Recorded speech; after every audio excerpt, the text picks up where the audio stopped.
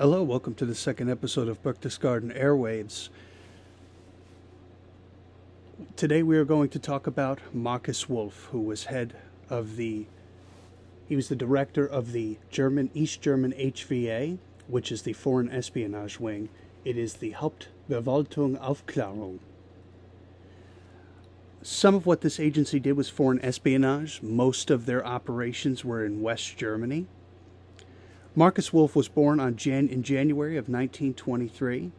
He was born to a Jewish father and a German mother. The father was a prominent member of the Communist Party Deutschland. After the Nazis took power, what typically most family members did of that era was flee to the Soviet Union. In this particular case, they fled via Switzerland and France through connections that they had, and they went to Moscow. Markus Wolf was then further radicalized in Soviet schools in the USSR, which is typical of many of the expats who then returned to East Germany. After the war, he returned to East Germany, and he became very quickly a prominent member at 30 years old of the East German security services and political apparatus.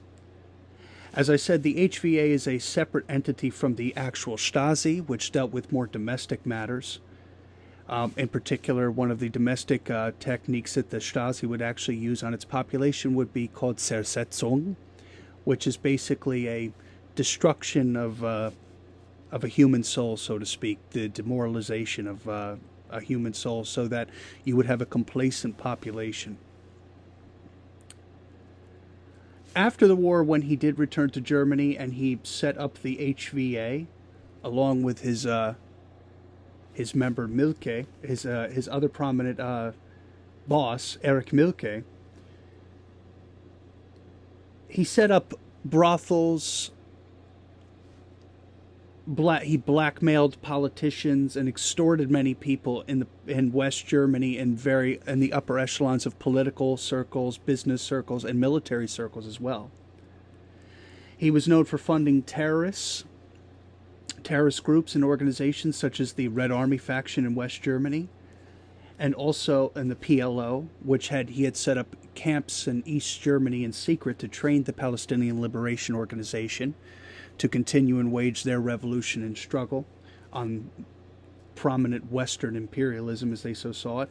And another famous one that was linked to Markus Wolf and training and weapons and funding and money was Carlos the Jackal, who was very infamous in the 1970s, taking hostages during the meeting for large oil companies for OPEC. One of his most famous operations and one of his most prominent spying operations that was a huge success and blew the lid off of many things was a man named Gunther Guillaume, who in 1956, he was living in East Germany, and his wife Christel, who were also members of the Stasi, were instructed to go to West Germany and infiltrate prominent political circles. Well, which he eventually ended up doing.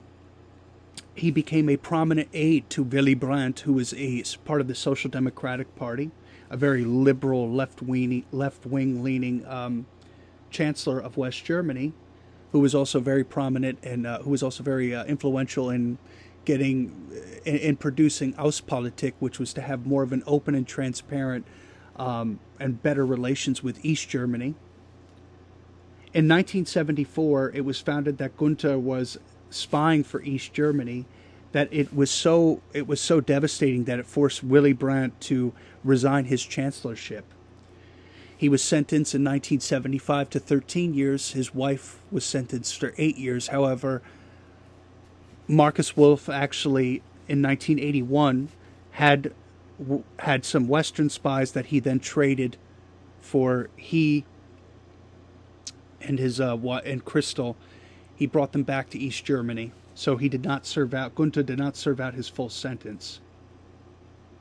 Some of the other prominent things, some of the other fun facts, his code name was Misha, and he was also known as the man without a face.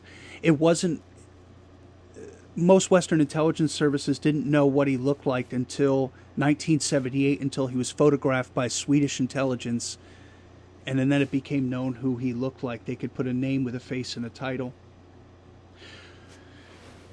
Also, some other fun facts about the HVA. They also produced Romeo Spies. Romeo Spies, where they would find men who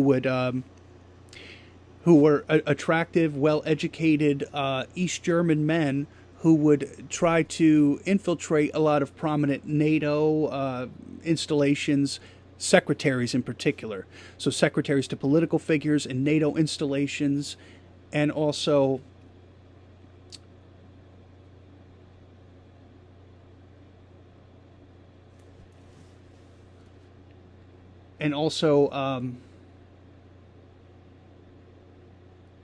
other high-ranking level business organizations.